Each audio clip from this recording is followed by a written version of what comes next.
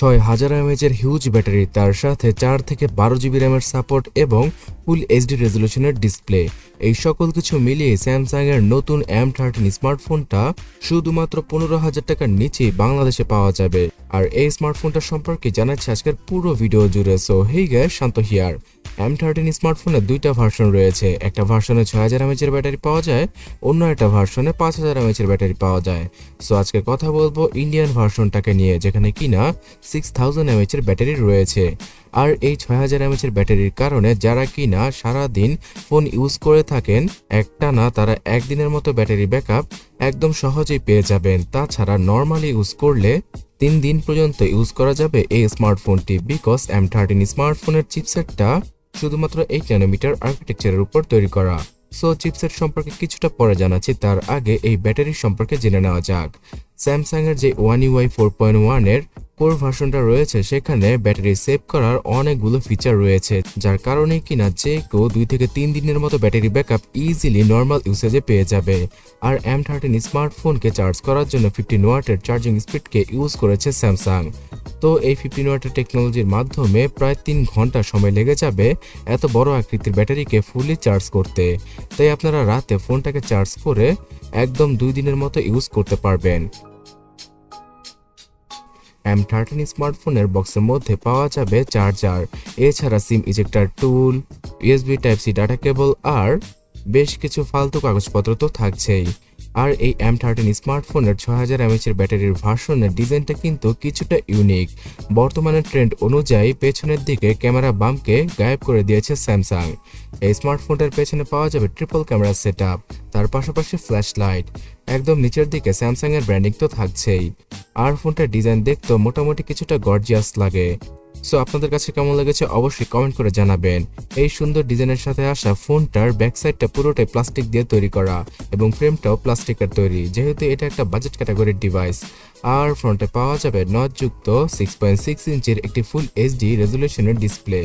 এই full HD রেজলিউশনের ডিসপ্লেটাতে আপনারা যে কোনো কন্টেন্ট দেখে অনেক বেশি এনজয় করবেন বাজেট অনুযায়ী।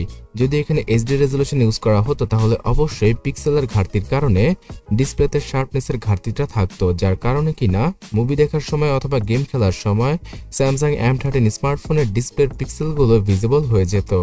তো ফুল এইচডি প্লাস রেজলিউশনের পাশাপাশি এই ডিসপ্লেটাতে আর অন্যান্য কোনো ফিচারকে অ্যাড করা হয়নি।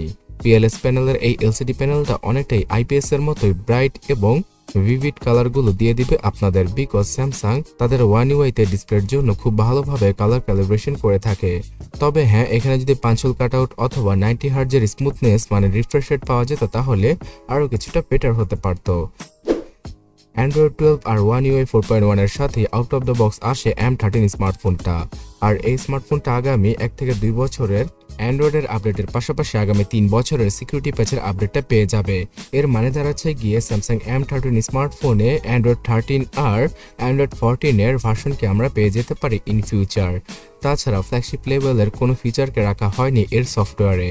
পাওয়া যাবে না নক সিকিউরিটি, গুড লক আর সিক্রেট লকের মতো ফাংশনগুলো। তবে হ্যাঁ, ইউআইটাকে লাইটওয়েট করার জন্যই স্যামসাং এই কাজটা করেছে। আর বাজেটের কথা বিবেচনা করেই বিভিন্ন ধরনের ফিচারকে গায়েব করা হয়েছে M13 স্মার্টফোন থেকে। তবে আপনারা র্যাম প্লাস ফিচারটা পেয়ে যাবেন, যার মাধ্যমে কিনা 6 জিবি র্যামের স্মার্টফোনকে 12 জিবি পর্যন্ত আপগ্রেড করা পসিবল ভার্চুয়ালি। আর এই ভার্চুয়াল 12 জিবি র্যাম হয়তো আপনাদের মাল্টিটাস্কিংয়ে কিছুটা সহায়তা করতে পারে। তবে হ্যাঁ, 4 জিবি আর 6 জিবি র্যামের ভেরিয়েন্টের সাথেই আসে স্যামসাং এর M13 স্মার্টফোনটা, যেখানে কিনা 64 জিবি আর 128 জিবির ইন্টারনাল মেমোরি রয়েছে eMMC 5.1 এর। এছাড়া দুইটা সিমের পাশাপাশি একটা এসডি কার্ডকে আপনারা ইজিলি ইউজ করতে পারবেন M13 ফোনটিতে। এই স্মার্টফোনটাতে চিপসেট হিসাবে ইউজ করা হয়েছে স্যামসাং এর নিজস্ব Exynos 850, যেটা কিনা 8 ন্যানোমিটার আর্কিটেকচারে তৈরি করা একটি অক্টাকোর চিপসেট। তবে হ্যাঁ, এই চিপসেটটা অনেকটাই দুর্বল, কোনো ধরনের গেমিং হাই গ্রাফিক্সে করা পসিবল নয় এই চিপসেটটার জন্য। তবে রেগুলার লাইফে ইউজ করার জন্য, যেমন ধরুন আপনার মা বাবা ফোনটাকে ইউজ করবে অথবা আপনারা রাফ অ্যান্ড টাফ ফোনটাকে ইউজ করবেন, তাহলে এই ফোনটা আপনাদের জন্য পারফেক্ট। স্যামসাং এর এই চিপসেটটা প্রায় 1.5 থেকে 2 বছর আগে অ্যানাউন্স করেছিল স্যামসাং। তবে বর্তমানে চিপ শর্টেজ থাকায় আবারও একই চিপসেটের সাথে নতুন ফোন লঞ্চ করতে বাধ্য হয়েছে তারা। আর ফোনের প্রাইসিংটাকে কমানোর জন্য এই চিপসেটটাকে মেনলি ইউজ করা হয়েছে। মাইলের G52 জিপিউটা থাকায় আপনারা টেম্পল রান, সাবওয়ে সাফার অথবা লুডো এবং ক্রিকেটের মতো ছোটখাটো গেমগুলো খেলতে পারবেন। কিন্তু পাবজি গেমটা খেলতে হলে আপনাকে অবশ্যই লো সেটিংসে রেখে সেই গেমটা খেলতে হবে, যাতে করে বেটার আউটপুট পাওয়া যায়। আর ফ্রি ফায়ার গেমটাও মিডিয়াম গ্রাফিক্সে প্লে করা পসিবল হবে M13 স্মার্টফোনে। এই স্মার্টফোনটাতে কোনো জাইরো সেন্সর থাকছে না, শুধুমাত্র হাতে গোনা 2-3টা সেন্সরকে ইউজ করেছে স্যামসাং। এবং অটো ব্রাইটনেসের সেন্সরটাকেও আপনারা মিস করবেন। এই স্মার্টফোনটার ফ্রন্ট ক্যামেরা দ্বারাই অটো ব্রাইটনেসের কাজটাকে চালিয়ে নেওয়া হয়েছে। Side mounted fingerprint scanner, software base face unlock সহ এই স্মার্টফোনটাতে পাওয়া যাবে শুধুমাত্র সিঙ্গেল নটস স্পিকার আর 3.5mm হেডফোন জ্যাক। ব্লুটুথের ওল্ড ভার্সন আর ওয়াইফাই, জিপিএস, এনএফসির মতো ফিচার পাওয়া যাবে M13 স্মার্টফোনে।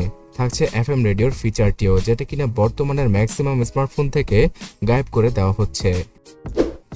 অলরাইট ভিউয়ার্স, এবার ক্যামেরা সেটআপ সম্পর্কে জানা যাক। যেখানে কিনা 15,000 টাকার নিচের সবগুলো ব্র্যান্ডই বর্তমানে আল্ট্রাওয়াইড ক্যামেরাকে তাদের ফোন থেকে গায়েব করে দিচ্ছে, সেখানে স্যামসাং তাদের M13 স্মার্টফোনে 50 মেগাপিক্সেলের ট্রিপল ক্যামেরার মধ্যে 5 মেগাপিক্সেলের আল্ট্রাওয়াইড ক্যামেরাকে রেখেছে। যদিও কিনা এই আল্ট্রাওয়াইড ক্যামেরার কোয়ালিটি অতটাও ভালো নয় আর শার্পনেসে অনেক বেশি ঘাটতি পাওয়া যাবে, তারপরও কোনো কিছু না থাকার থেকে অল্প থাকাও কিছুটা বেটার।